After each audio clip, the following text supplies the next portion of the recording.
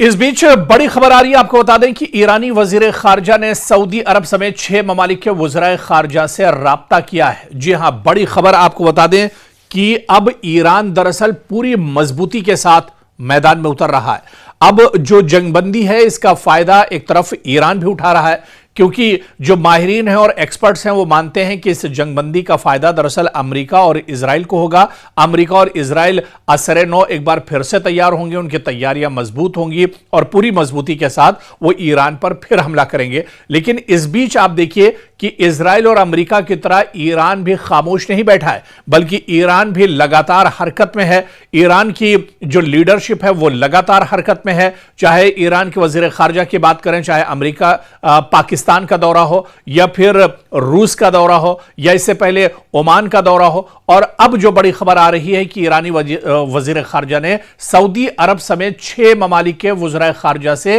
राब्ता किया है, यानी इजराइल और अमेरिका को घेरने के लिए और अपने हक में माहौल बनाने के लिए ईरानी वजीर खारजा अब्बास अराक्ची ने सऊदी अरब, मिस्र, टर्की, कतर, इराक और आजरबाईजान के वज़राए खारजा से टेलीफोन पर राब्ता किया है।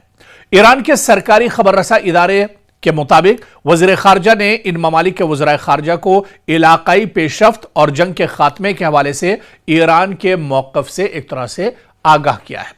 अब्बास अराक्ची ने यूरोपीय यूनियन के खारजा उमूर और सलामती पॉलिसी की नुमाइंदा से भी इलाकाई सूरत हाल पर तबादला ख्याल किया है। तो ईरान भी दरअसल अब खामोश नहीं बैठा है, या ईरान भी सिर्फ वक्त का इंतजार नहीं कर रहा है, बल्कि ईरान भी जान रहा है कि यह वक्त गनीमत है और इस वक्त ज्यादा से ज्यादा ममालिक से राब्ते किया जाए, ज्यादा से ज्यादा ममालिक को अपने हक में एक तरह से जोड़ा जाए। और जंग को लेकर अमेरिका जो प्रोपेगेंडा कर रहा है, इजराइल जो प्रोपेगेंडा कर रहा है, जो गलत बयानी का दरअसल इस्तेमाल कर रहे हैं अमेरिका और इजराइल, उसकी पोल दरअसल दुनिया के सामने खोली जाए। इसी वजह से अब्बास अराक्ची लगातार राब्ता कर रहे हैं, जो ममालिक है उनसे लगातार राब्ता कर रहे हैं। और आपको याद होगा जिस तरह से मैंने बताया कि इससे पहले अब्बास अराक्ची पाकिस्तान से लगातार राब्ते में बने हुए हैं। पाकिस्तान क्योंकि सालिस का किरदार भी अदा कर रहा है ईरान और अमेरिका के दरमियान, ऐसे में पाकिस्तान बहुत अहम हो जाता है और वो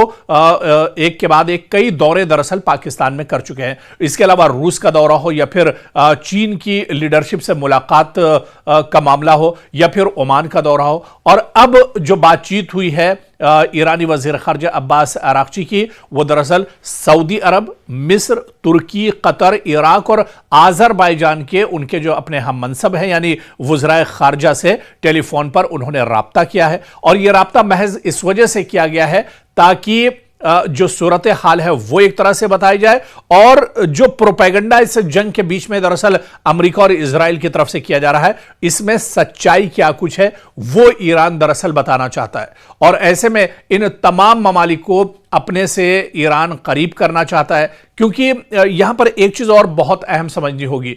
अमेरिका के डर की वजह से भी कई ममालिक दरअसल ईरान के राब्ते में नहीं है, जो ईरान से बातचीत भी करना चाहते हैं, लेकिन एक डर कहीं ना कहीं अमेरिका का इन ममालिक पर था, मशरिक़ वुस्ता के अंदर था। लेकिन अब वो डर दरअसल धीरे धीरे निकल रहा है। चाहे आप कतर की बात कर लीजिए, कतर ने सबसे पहले यह कदम उठाया था कि अमेरिका को ताक पर रखकर, अमेरिका का जो सुपर पावर और जो उसकी चौधराहट है उसे ताक पर रखकर उसने कहा था कि हम अपने एयरबेस अमेरिका को ईरान पर हमला करने के लिए इस्तेमाल नहीं होने देंगे। और इसके बाद जो हालत अमेरिका की इस जंग में हुई, पूरी दुनिया ने दरअसल देखा। पूरी दुनिया में अमेरिका की दरअसल एक तरह से पोल खुल गई और जो सच्चाई है कि ढोल के अंदर पोल अमेरिका की, वो दरअसल दुनिया के सामने आ गई।